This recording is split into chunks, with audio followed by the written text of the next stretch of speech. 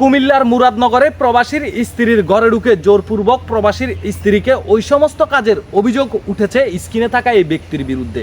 আসলে কি ঘটনাটি দর্শন ছিল নাকি ছিল কোনো পরকীয়া প্রেমের সম্পর্ক, আসুন জেনে নিই। তবে ঘটনার ভিতরের ঘটনা বলছে ভিন্ন কথা। আমাদের বর্তমানে বাংলাদেশে সোশ্যাল মিডিয়াতে উঠে এসেছে এই যুবক ওই প্রবাসীর স্ত্রীর ঘরের ভিতরে ঢুকে তাকে জোরপূর্বক ওই সমস্ত কাজ করেছে, কিন্তু না, পুরো ঘটনাটি কিন্তু সাজানো এবং বানোয়াট।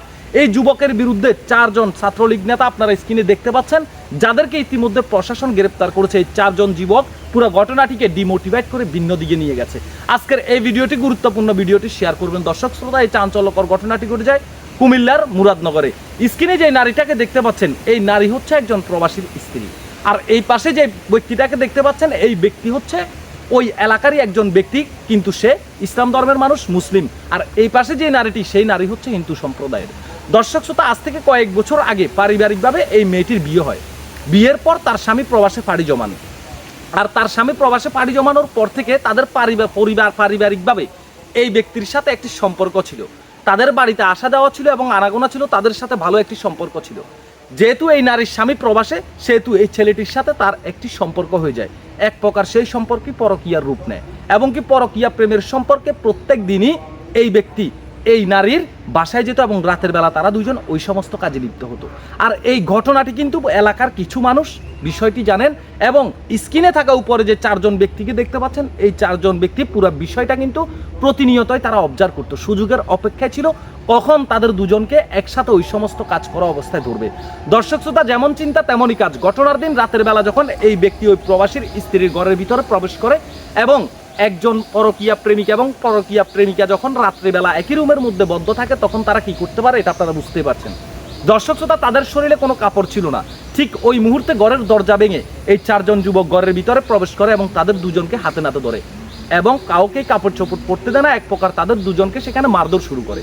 মারধরের এক পর্যায়ে পরকীয়া প্রেমিক এই ব্যক্তি ঘটনাস্থলে যে কোনোভাবে ঘটনাস্থল থেকে পালিয়ে যায়। দর্শক শ্রোতা, কিন্তু কোনোভাবে নারী হওয়ার কারণে প্রবাসীর স্ত্রী এই হিন্দু মহিলাটি ঘটনাস্থল থেকে পালাতে পারেনি।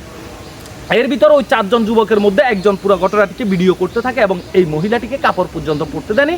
কাপড় না পরা অবস্থায় এই মহিলাটির ভিডিও তারা ধারণ করেন। আপনারা ইতিমধ্যে অনেকজন এই ভিডিওতে দেখেছেন এবং কি তার পরবর্তীতে এই 4 জন যুবক পুরো ঘটনাটিকে ডিমোটিভেট করে তারা পুরো ঘটনাটিকে ওই মহিলাটিকে হুমকি দিয়ে এবং কি ঘটনাটিকে চালিয়ে দিয়েছে যে জোরপূর্বক এই মহিলার ঘরের দরজা ভেঙে এই ছেলেটি ওই মহিলাটিকে ওই সমস্ত কাজ করেছে এবং তাদের তালে তাল দিচ্ছিল এই নারী, কারণ এই নারীর নগ্ন অবস্থার ভিডিও তাদের মোবাইলে ক্যামেরায় ধারণ করা ছিল। এর পরবর্তীতে ওই 4 জন যুবকের মধ্যে একজন যুবক যে কোনোভাবে ওই ভিডিওটি সোশ্যাল মিডিয়াতে আপলোড করে দিলে পুরো ঘটনা কিন্তু তোলপাট শুরু হয়ে যায় সারা বাংলার জমিনে। দর্শক শ্রোতা, এটা নিয়ে কিন্তু মানববন্ধন হয় এবং দর্শনের বিচার কিন্তু অনেকজনে চায়, কিন্তু ঘটনাটি দর্শন ছিল না। দর্শক শ্রোতা, তারপর সোশ্যাল মিডিয়ার নজরে আসে এবং সাংবাদিকরা, বড় বড় নিউজ চ্যানেলের সাংবাদিকরা ঘটনাস্থলে যায় এবং এলাকাবাসীর কাছ থেকে পুরো বিষয়টি জানার চেষ্টা করে এবং তার পরবর্তীতেই পুরো রহস্যটা কিন্তু উদ্ঘাটন হয় এবং জানা যায় ওই যুবকের সাথে, ফজর আলী নামের এই যুবকের সাথে ওই হিন্দু প্রবাসীর স্ত্রীর পরকীয়া প্রেমের সম্পর্ক ছিল এবং কি তারা মাঝে মধ্যে ওই সমস্ত কাজে লিপ্ত হতো। ঘটনাটি এলাকার কিছু মানুষ জানলেও হিন্দু সম্প্রদায়ের মানুষ হওয়ার কারণে তারা কেউ কিছু বলেনি। দর্শক শ্রোতা, এই ঘটনার দিন এই 4 জন ছাত্রলীগের যুবক ওইখানে গিয়ে তাদেরকে ফাঁসিয়ে দেওয়ার জন্য দর্শন বলে চালিয়ে দেন।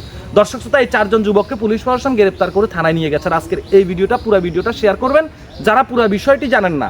আমরা বাঙালিরা হচ্ছি আবেগপ্রবণ। এই 4 জন যুবক এমনভাবে ক্যাপশন এবং ডিসক্রিপশনে লিখেছেন যেটা দেখে আমরা আবেগপ্রবণ হয়ে গেছি। গত 3 দিন ধরে সোশ্যাল মিডিয়াতে এই নিউজটা ঘুরতেছে। যতবার দেখেছি ততবার চিন্তায় পড়েছি যে আসলে ঘটনাটি কি।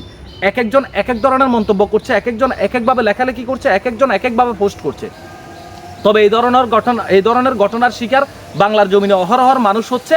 কোনো কারণ ছাড়াই তারা এই সমস্ত প্রতারণার শিকার হচ্ছে। ওই 4 জন যুবকের দৃষ্টান্তমূলক শাস্তি দাবি করছি যে এই 4 জন যুবক পুরো ঘটনাটিকে অন্যদিকে ভিন্ন দিকে ডিমোটিভেট করার চেষ্টা করেছে। তাদের উচিত ছিল 2 জন পরকীয়া আসক্ত পুরুষ এবং পরকীয়া আসক্ত নারীকে যখন তারা সরজমিনে আপত্তিকর অবস্থায় ওই সমস্ত কাজ করা অবস্থায় তারা হাতে নাতে ধরতে পেরেছে, তাদের উচিত ছিল 999 কল করে পুলিশের হাতে তাদের দুজনকে সোপর্দ করা এবং কি পুরো এলাকাবাসীকে ঘটনাস্থলে ডাকা।